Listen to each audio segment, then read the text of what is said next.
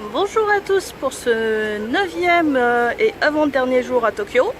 Donc aujourd'hui on va aller se promener tranquillement dans le quartier de Asakusa.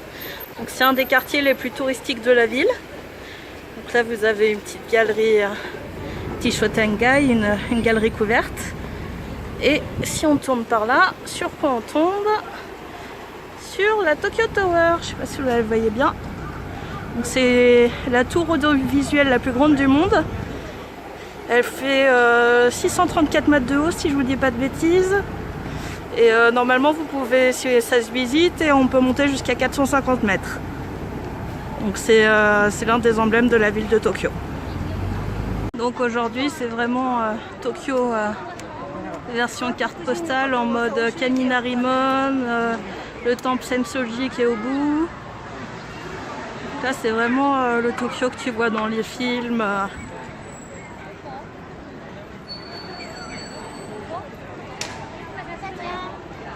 Donc c'est parti, on va aller faire un peu de shopping.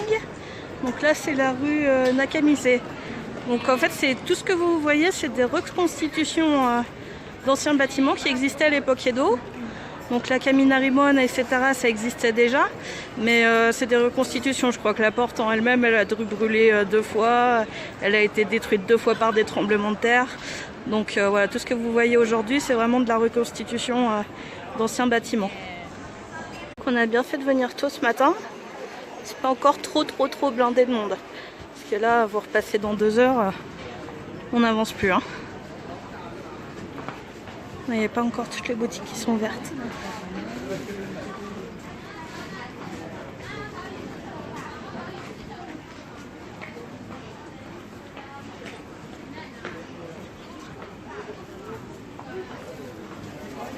C'est beaucoup des petites boutiques de souvenirs,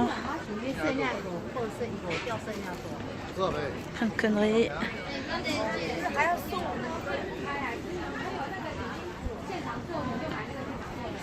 Allez, on va aller visiter un petit peu les petites galeries annexes le long de la rue principale.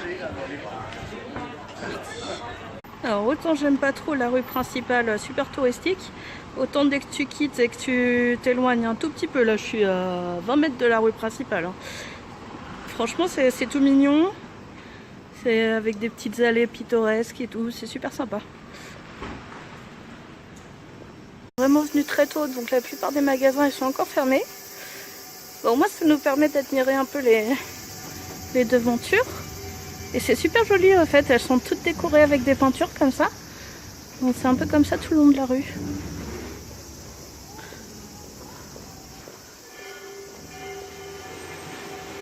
Et donc on arrive au temple Sensoji qui est au bout de la rue là-bas. Et donc voilà la fameuse Kaminarimon. Donc je sais pas si vous voyez bien là, il y a la grosse lanterne. Donc il paraît si tu touches la base, dans la base de la lanterne en fait il y a un dragon. Et si tu touches la lanterne quand tu passes dessous, il paraît que ça porte bonheur. Et donc je vous fais le petit plan sur la gauche aussi, avec la pagode. Voilà. Et donc le temple Sensoji il est derrière, ça c'est la porte d'entrée en fait. Et donc Kaminarimon c'est la porte. Et Kaminari, ça veut dire le tonnerre. Voilà, je fais le petit zoom sur la lanterne.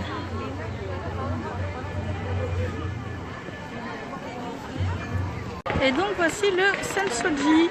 Le Sensoji, je crois que c'est le plus vieux temple de Tokyo.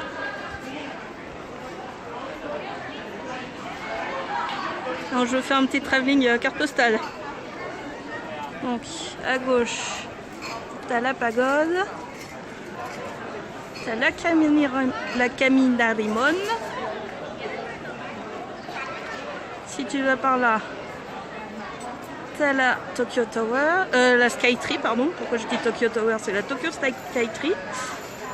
La Tokyo Tower, c'est une autre tour. Et le Sensoji.